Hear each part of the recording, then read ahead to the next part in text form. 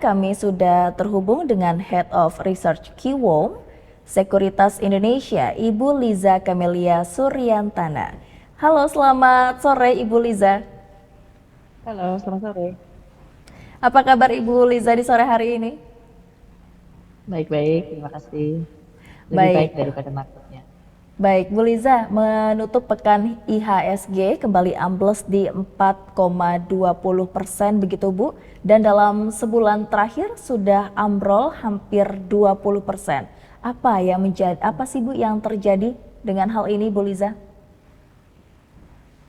Oke, saya rasa hmm, banyak ini banyak faktor memang kombinasi dari eksternal, eh, dari market regional, dari situasi perkembangan perang Iran ya, terus kemudian juga dari dalam negeri. Ini yang mungkin menjadi ganjelan adalah nilai tukar kita ya, ya rupiah yang ternyata semakin nyaman bertengger di level 18 ribuan ya. Ini adalah posisi terburuk sepanjang masa.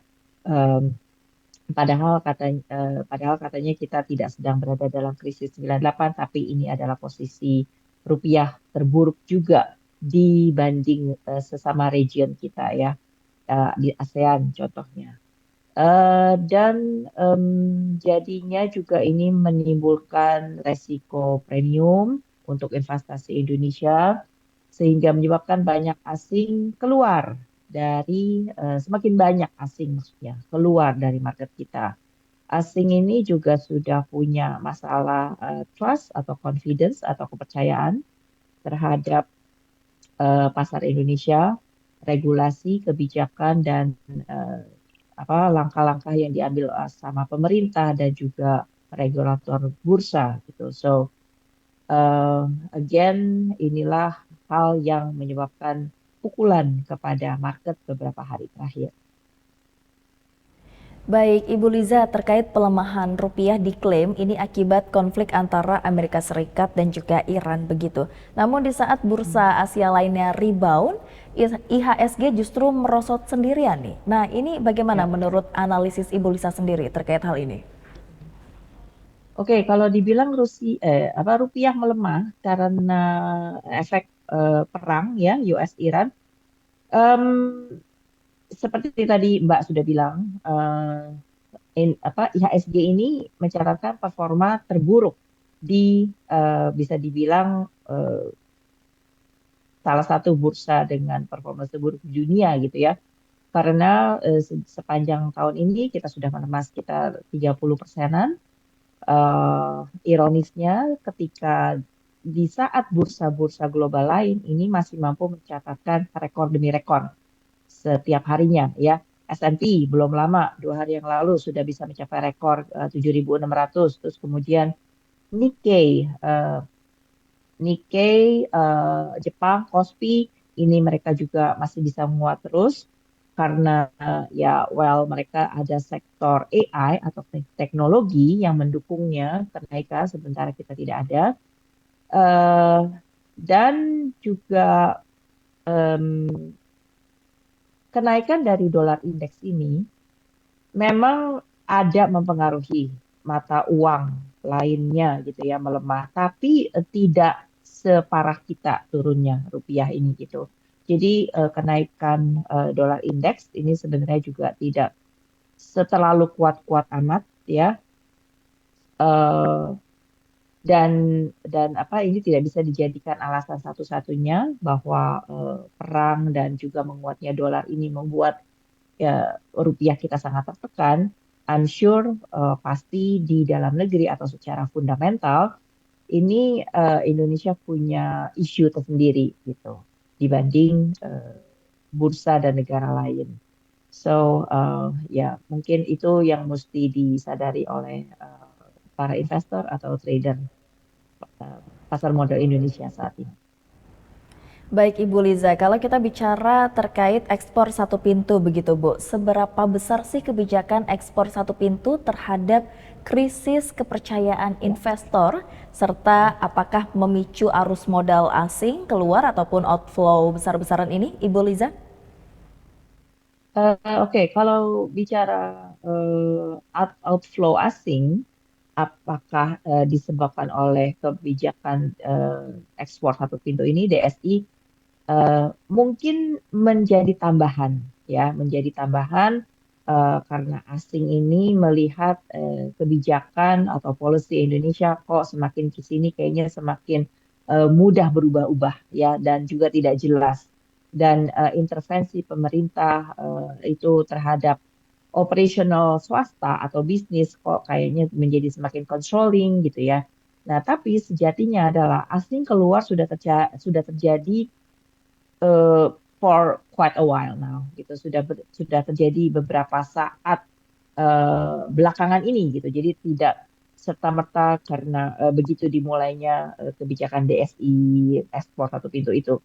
Nah, yang dikhawatirkan di sini adalah terkait kebijakan tersebut. Jika eh, pemerintah, ya, jika pemerintah eh, akan terlalu mencampuri bisnis deal antara emiten yang tadinya mempunyai deal trading dengan negara lain terkait tiga komoditas yang disorot tersebut, yaitu coal, CPO, dan ferroalloy. Em, ini akan membuat bottleneck, ya, dari skema perdagangan tersebut begitu. Em, Masih oke kalau misalkan Danantara itu cuma bermaksud untuk em, memantau secara administratif gitu untuk memastikan tidak adanya under invoicing. Dari sisi konsep kami mengerti maksud baik dari pemerintah tersebut, ya. Tapi yang kami khawatirkan di sini adalah ketika di eksekusi dan antara ini terlalu mencampuri in a way that deal kontrak-kontrak yang sudah ada sekarang ini harus direview ulang, terus mengakibatkan distribusi atau jalur logistiknya ini menjadi terlambat begitu. Nah, kemudian ujung-ujungnya adalah membuat buyer kita akhirnya berpikir, wah ini terlalu complicated akhirnya ya kita trading komoditas ini dengan Indonesia, mendingan saya cari supplier di negara lain. Nah, ini yang tampaknya sudah ada tanda-tandanya mau terjadi ketika kemarin ada berita bahwa China ini mulai menunda impor coal dari Indonesia diakibatkan munculnya policy kebijakan ekspor satu pintu tersebut.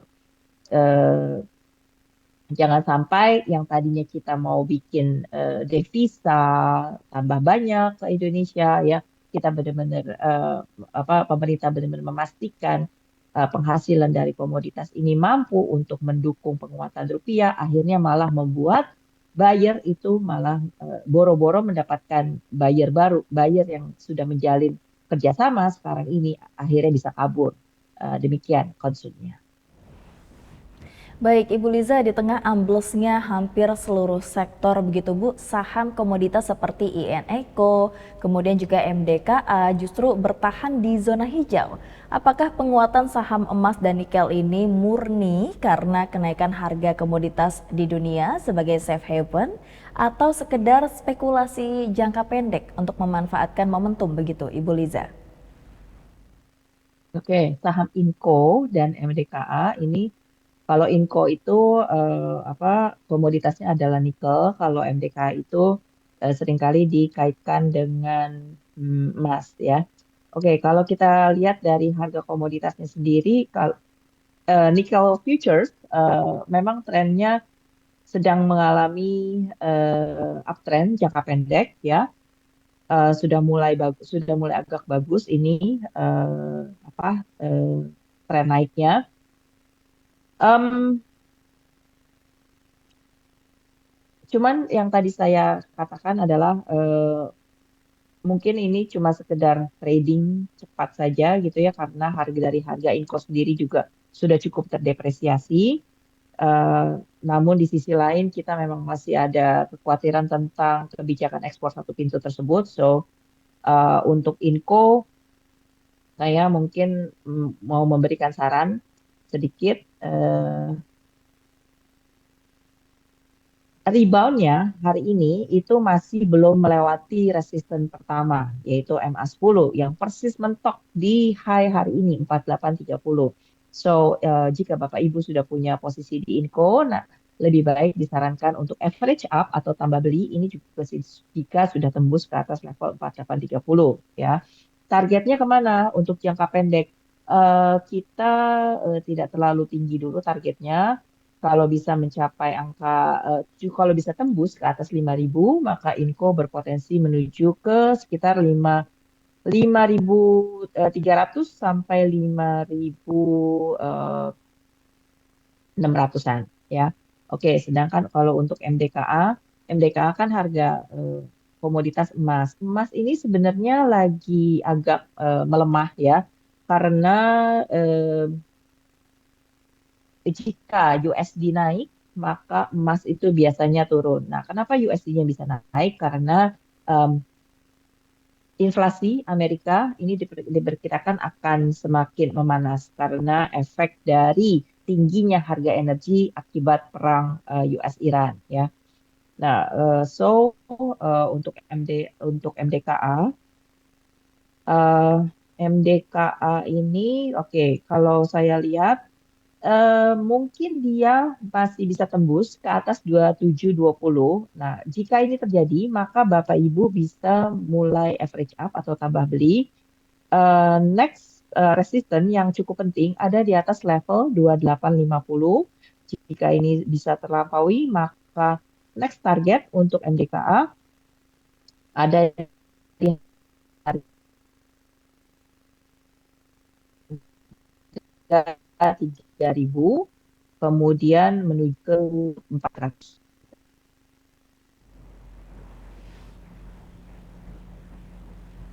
Oke, baik Ibu Liza, secara teknikal bagaimana sih pergerakan IHSG ke depan yang mesti diwaspadai, khususnya bagi investor retail nih yang portofolionya saat ini sedang kebakaran. Apakah dari Ibu Liza sendiri punya strategi terbaik gitu yang bisa di-sharing untuk perdagangan ke pekan depan, Pak Ibu Liza?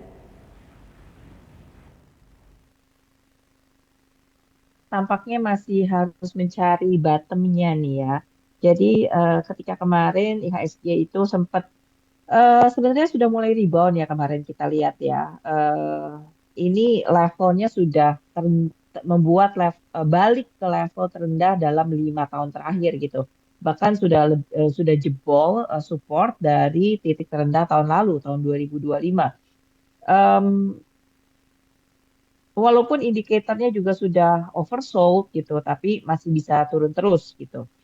Jadi untuk strategi saat ini saya rasa masih lebih banyak wait and see dulu. Saya paham kalau misalkan harga saham saat ini itu sepertinya sudah murah, menarik untuk diakumulasi. Kalaupun Bapak Ibu kayaknya ngiler nih untuk beli gitu. Tolong pilihlah saham-saham yang blue chips gitu, market cap besar, liquidity-nya ada dan tidak ada isu free float maybe gitu. Dan laporan keuangannya juga cenderung bisa dipertanggungjawabkan untuk tahun 25 maupun first quarter kemarin. Dan yang perlu diperhatikan adalah money management-nya. Jangan beli banyak-banyak dulu gitu. Eh, Kita nggak tahu sampai kapan volatilitas ini masih akan terjadi, especially kalau rupiah itu masih melemah di atas 18.000, saya rasa masih agak sulit untuk IHSG bisa rebound agak tinggi. Jadi ya untuk saat ini better keep your cash lebih aman. Baik, terima kasih Ibu Liza atas waktu dan juga analisisnya bersama kami di Prime Report sore hari ini. Selamat melanjutkan aktivitas kembali. Salam sehat dan sukses selalu Ibu Liza. Ya, sama-sama, terima kasih. Prime